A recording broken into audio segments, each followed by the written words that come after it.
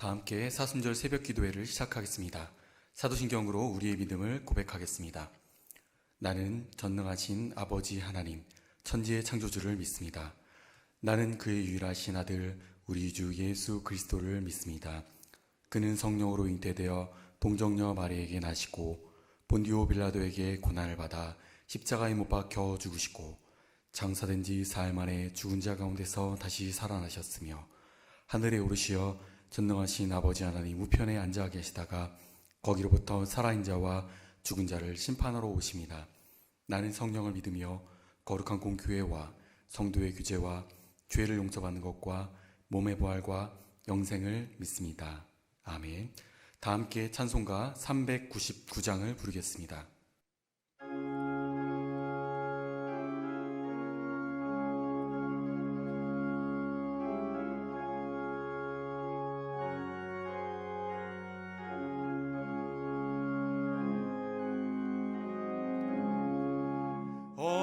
어린 양들아 두려워 말아라. 주님 우리와 함께 하신다. 하늘과 땅의 모든 권세로 그 양떼들을 항상 지키신다. 오직 믿음으로 두려움 없으리. 오직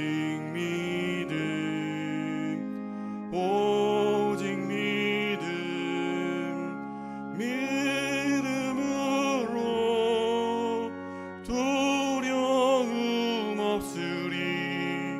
오직 믿음. 어린 양들아 두려워 말아라. 주가 내 갈 길 인도하신다. 마라의 숨을 달게 하신 주 그 동산에서 피땀 흘리셨네. 오직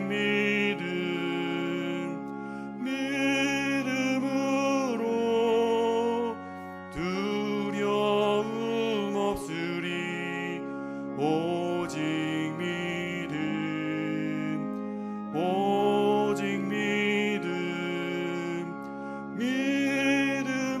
믿음으로 두려움 없으리.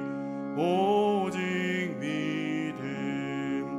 어린 양들아 두려워 말아라.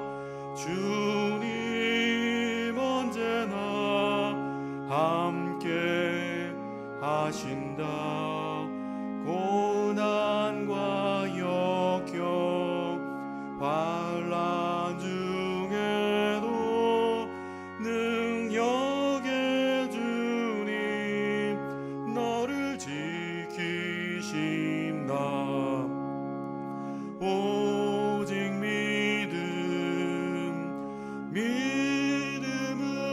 믿음으로 두려움 없으리. 오직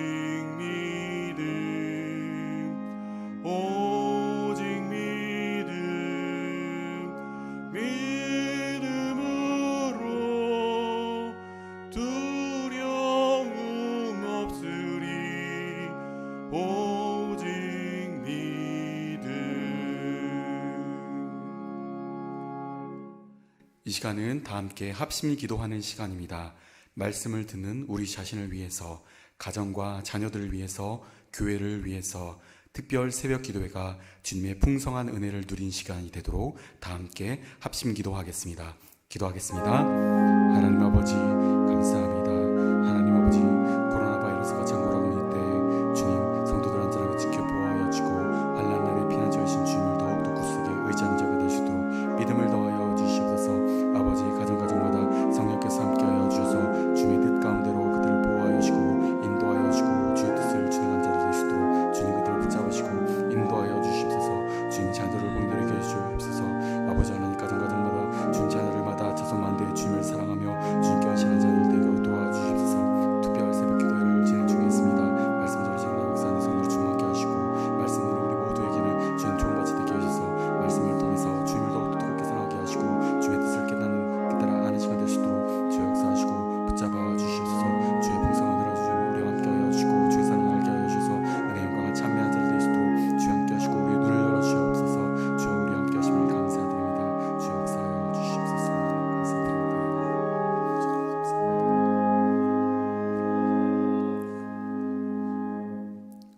우리에게 주신 하나님의 말씀은 신약 누가복음 10장 1절에서 3절 말씀입니다. 누가복음 10장 1절에서 3절 말씀입니다. 그 후에 주께서 따로 70인을 세우사 친히 가시려는 각 동네와 각 지역으로 둘씩 앞서 보내시며 이르시되 추수할 것은 많되 일꾼이 적으니 그러므로 추수하는 주인에게 청하여 추수한 일꾼들을 보내주소서 하라. 갈지어다 내가 너희를 보냄이 어린 양을 이리 가운데로 보냄과 같도다. 아멘. 담임 목사님 나오셔서 말씀 선포하시겠습니다. 할렐루야. 오늘도 우리 가운데 하나님께서 함께 하시고 주의 성령께서 역사하실 줄로 믿습니다.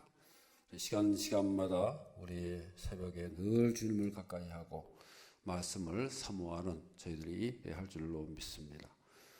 우리는 지금 거룩에 대해서 말씀을 나누고 있습니다. 이 거룩이라는 것은 하나님의 거룩한 속성이면서 동시에 하나님의 백성들의 속성이 된다는 것입니다. 하나님께서 내가 거룩하니 너희도 거룩하라 이렇게 말씀하셨어요. 우리는 성경 말씀에서 가르쳐주는 거룩이 무엇인지를 잘 알아야 합니다.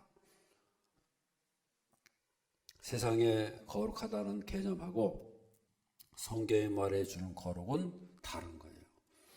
세상에서도 거룩이라는 것이 없는 것은 아니에요. 칼빈은 말하기를 인간은 그 영혼 가운데에 종교의 씨앗이 있다 이렇게 말했습니다. 종교의 씨앗이 뭐냐? 인간은 하나님께서 창조하실 때에 하나님의 형상을 따라 가지고 만들지 않았습니까?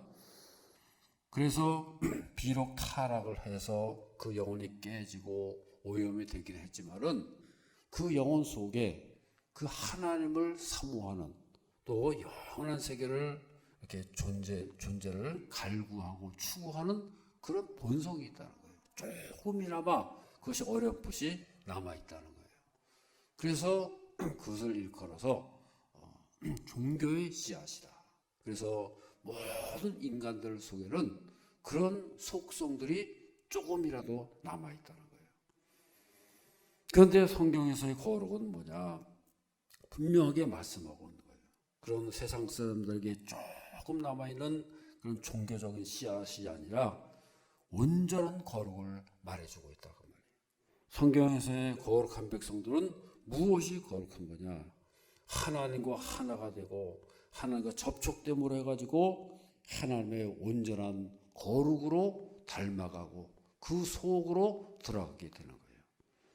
그래서 거룩한 삶이란 것은 이 세상의 영역, 인간의 영역과는 구별된 것을 말하는 거예요. 거룩이라는 말 자체가 구별됐다는 말 아닙니다. 뭐와 구별됐느냐? 세상과 구별됐다는 거예요. 사람들과 구별이 됐다는 거예요. 그럼 왜 구별이 돼야 되느냐? 세상은 오염이 되어 있다는 거예요.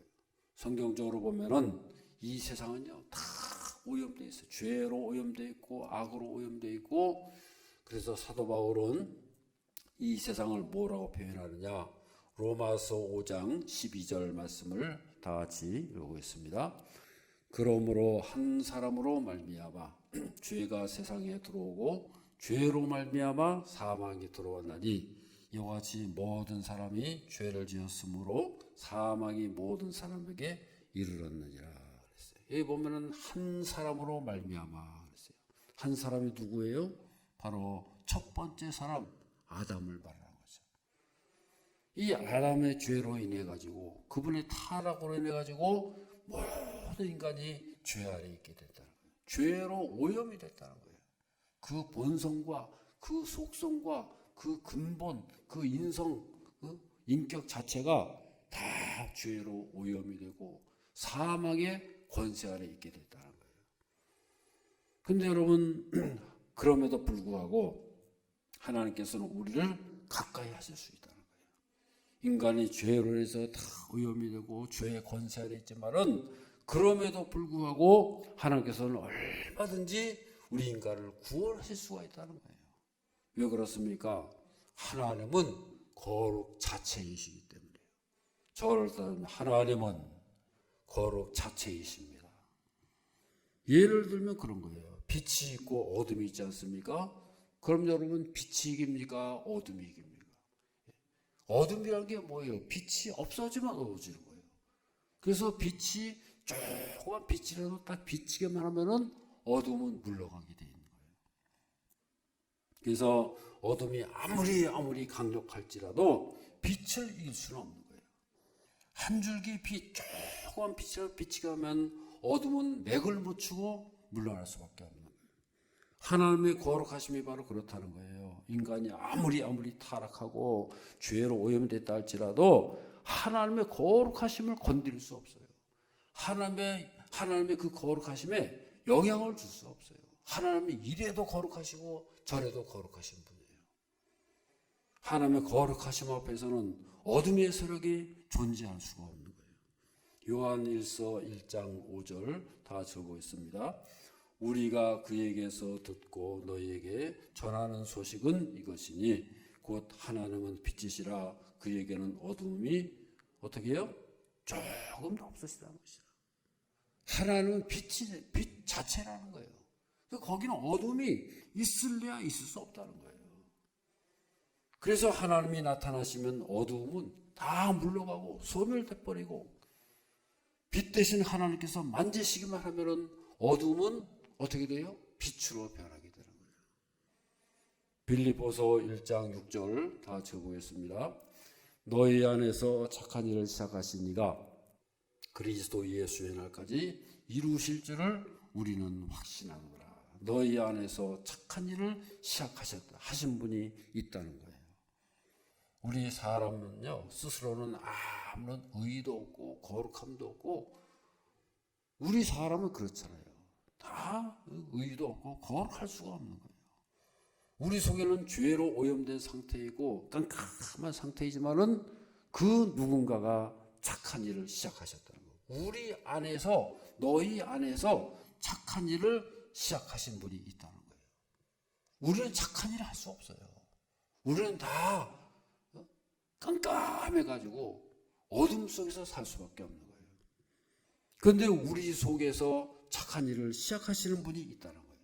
그분이 누구세요? 바로 하나님이시고 바로 성령님께서 그렇게 시작을 하셨다는 거예요. 그분께서 착한 일을 시작하시고 이루어 가시고 그분께서 완성해 가신다는 거예요. 우리는 부족하지만 우리의 의지와 우리 욕심까지도 하나님께서는 다 선하게 사용하시고 우리를 통해서 하나님께서 거룩한 역사가 나타날 수가 있다는 거예요. 그래서 구약의 역사에도 보면요. 이방인일지라도 하나님 손에 사로잡혀 가지고 하나님의 거룩한 섭리를 이루는 경우를 볼 수가 있지 않습니까? 요셉이 애굽에 잡혀갔을 때에 애굽의 관리들과 애굽의 바로왕까지도 다 섭리의 대상이잖아요. 그래가지고 요셉을 하나님께서 역사하시니까 그들이 다 요셉을 돕는 자가 되고 요셉의 일꾼이 되고 요셉의 신분꾼이 돼가지고 그래가지고 요셉을 도와주잖아요. 하나님의 섭리를 이루는데 하나의 역할을 감당하잖아요. 그래서 하나님께서는요 이 세상의 모든 부분마다 골목골목마다 하나님의 손길이 함께 하시는 거예요. 다니엘이 바빌론 포로 잡혀갔을 때도 보세요. 하나님께서 바빌론의 왕궁에서 역사하시잖아요. 그 어둠에 가득하고 우상으로 가득한 그 세상 속에서도 이 다니엘이 말이죠. 다 영광의 빛을 드러내고 거룩한 빛을 드러내면서 살고 있지 않습니까? 포로에서 돌아올 때도 어떻게 돌아와요? 바사왕 고레스를 통해 가지고 결국 유대 백성들이 다 돌아오는 것을 말씀하고 있지 않습니까? 하나님의 거룩함 속에 거하고 하나님을 따라서 거룩해야 되는 백성들에게는 하나님의 권세가 나타나고 승리의 삶을 살아가는 것을 믿으시기를 바랍니다. 누가복음 10장 3절 오늘 본문에 봤습니다. 다 같이 읽겠습니다. 갈지어다 내가 너희를 보냄이 어린 양을 이리 가운데로 보냄과 같도다 그랬어요. 예수님의 제자들을 파송하는데 예수님께서 제자들을 일컬어서 뭐라 그러세요? 어린 양을 이리 가운데로 보낸 것 같다. 그렇게 말씀하고 있어요. 어린 양은 아무 힘도 없고 약하기 그지없는 존재 아닙니까? 그런데 이 어린 양일지라도요, 한 가지 무기가 있는 거예요. 뭐냐? 거룩하다는 거예요. 어린 양은 거룩한 거예요. 그 거룩함 때문에 큰 힘과 권세가 있는 거예요. 그래서 제자들이 어린 양으로 세상 속에 들어가서 어떤 역사가 나타나느냐? 누가복음 10장 17절 18절 다 적어보겠습니다. 70인이 기뻐하며 돌아와 이르되 주여 주의 이름이면 귀신들도 우리에게 항복하다이다. 예수께서 이르시되 사탄이 하늘로부터 번개같이 떨어지는 것을 내가 보았노라. 아멘. 제자들이 돌아와서 예수님께 보고합니다. 제자들 스스로가 놀라는 거예요. 자기들은 어린 양으로 세상 속에 들어갔는데 어떤 역사가 나타납니까? 주의 이름을 딱 들리니까 귀신들이 항복하더이다. 귀신들이 떠나가고 병든 자가 고침받고 놀라운 기적과 능력이 나타나는 거예요. 제자들은 분명히 어린 양 같은 존재로 들어갔는데 엄청난 능력이 나타나고 권세가 나타나게 되더라고요. 그러니까 예수님께서 거기에 대해서 뭐라 그러세요? 19절 말씀입니다. 누가복음 10장 19절 다 적어보겠습니다. 내가 너희에게 뱀과 정갈을 밟으며 원수의 모든 능력을 제할 권능을 주었으니 너희를 해칠 자가 결코 없으리라. 아멘. 예수님이 제자들에게 뭐라 하셨어요? 뱀과 정갈을 밟으며 원수의 모든 능력을 제할 권능을 주셨다. 그래서 너희를 해칠 자가 결코 없을 것이다. 너희가 겉에 모습은 어린 양처럼 힘없고 얼숙해 보이지만은 너에게 뭐가 있어요? 권능이 주어졌다는 거예요. 누가 주셨어요? 예수님께서 그렇게 주셨다는 거예요. 그러니까 이것을 알아야 되는 거예요. 어떻게 해서 그런 권능이 주어졌느냐? 왜 주어졌느냐? 그러면서 예수님께서 20절에 뭐라 하세요? 20절 말씀을 다 들어보겠습니다. 그러나 귀신들이 너에게 항복하는 것으로 기뻐하지 말고 너희 이름이 하늘에 기록된 것으로 기뻐하라 하시니라 그랬어요. 너희는 귀신들이 항복하는 거 가지고 기뻐하지 말라. 진짜 너희들이 기뻐해야 될 게 뭐냐? 그게 뭐냐는 거예요. 너희 이름이 하늘에 기록된 것으로 기뻐해라 그랬어요. 절 따습니다. 너희의 이름이 하늘에 기록됐다. 뭘 말하는 거예요? 너희는 거룩한 존재가 됐다는 거 아닙니까? 너희의 이름이 하늘에 기록됐다. 하나님 나라의 백성이 됐다는 거 아니겠어요? 하나님 나라의 백성으로 등록이 됐어요. 주민등록이 거기에 있다는 거예요. 하늘의 시민이 됐다는 거예요. 바로 거기에 하나님 나라의 큰 권능이 있는 거예요. 바로 그것 때문에 너희에게 권능이 있었다는 거예요. 너희가 거룩한 백성이 됐기 때문에 거기 권능이 나타났다는 거예요. 하나님의 거룩하심이야말로 우리 최고의 권세가 되고 능력이 되고 우리 자랑이 되는 것을 믿으시기를 바랍니다. 아멘. 하나님께서는 그의 거룩하심으로 우리 모든 인간을 도구로 사용하실 수가 있는 거예요. 우리 사람은요, 우리가 더러운 것을 가까이 하면은 우리가 더러워져요. 우리가 죄를 짓게 돼요. 그래서 우리는 더러워질까봐 더러운 것을 가까이 할 수가 없어요. 우리 사람은 더러운 것을 가까이 하면 우리가 오염되고 우리가 더러워져요. 왜냐? 우리는 거룩의 능력이 없기 때문에. 우리 스스로는 거룩의 발광체가 될 수 없어요. 빛을 빌 수 없기 때문에 오히려 어둠에 묻히게 되고 어둠에 우리가 매몰된다는 거예요. 우리가 그렇기 때문에 하나님께서 해야 할 일이 뭐냐? 그렇기 때문에 우리가 스스로를 잘 거룩해야 되고 관리해야 되고 그래서 하나님을 늘 가까이 할 수밖에 없는 거예요. 거룩하신 그 하나님 앞에 가까이 나가야 되는 거예요. 그래서 우리가 해야 할 일은 뭐예요? 우리를 깨끗하게 관리해야 된다는 거예요. 디모데후서 2장 20절에서 21절 다 적어있습니다. 큰 집에는 금그릇과 은그릇뿐 아니라 나무 그릇과 질그릇도 있어 귀하게 쓰는 것도 있고 천하게 쓰는 것도 있나니 그러므로 누구든지 이런 것에서 자기를 깨끗하게 하면 귀히 쓰는 그릇이 되어 거룩하고 주인의 쓰심에 합당하며 모든 선한 일에 준비함이 되리라 그랬어요. 큰 집에는 뭐가 있어요? 금그릇과 은그릇뿐 아니라 나무 그릇도 질그릇도 있다. 우리 인간을 그릇으로 비유하고 있는 거예요.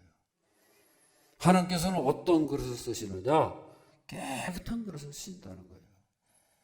여기 21절에 보면은 그래서 그렇게 말씀하잖아요. 누구든지 이런 것에서 자기를 깨끗하게 하면 그랬어요. 큰 집에는요 여러 가지 그릇이 있다는 거예요. 금그릇도 있고 은그릇도 있고 나무 그릇, 질그릇 뭐 여러 가지 그릇이 있는데 그 여러 가지 그릇인데 어떤 그릇이 좋은 그릇이냐? 어떤 그릇이 주인의 쓰심에 합당한 그릇이냐? 여러분 좋은 그릇이라는 게 뭐예요? 주인이 쓰기 좋아야 좋은 그릇이죠. 그럼 주인은 어떤 것을 좋아해요? 딴 거 없어요. 깨끗하게 하면. 여기 보면 뭐라 했어요? 자기를 깨끗하게 하면 주인이 쓰시기에 합당하다. 무슨 말이에요? 주인이 쓰기 좋다는 거예요. 주인이 쓰기 좋아하는 그릇이 된다는 거예요. 그래서 모든 선한 일에 준비가 된다. 이렇게 말씀하고 있는 거예요.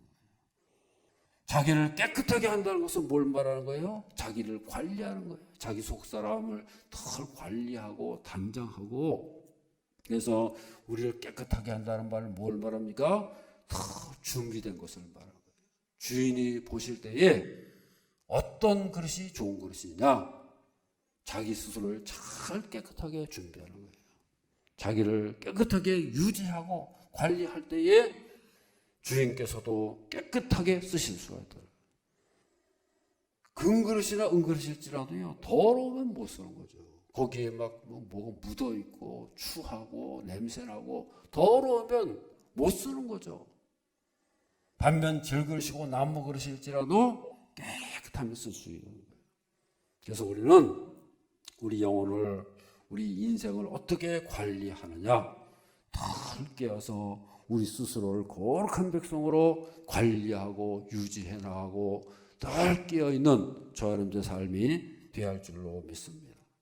말씀으로 기도로 늘 우리 자신을 깨끗하게 거룩하게 관리할 때에 준비된 그릇이 돼가지고 하나님께서 쓰시기에 합당한 그릇으로 살아갈 수 있는 저 여러분의 삶이 되어야 할 줄로 믿습니다.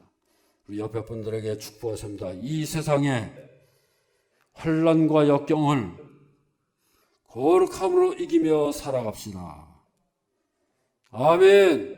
기도하겠습니다. 사랑이 많으신 아버지 하나님, 오늘도 저희를 부르심을 감사드립니다.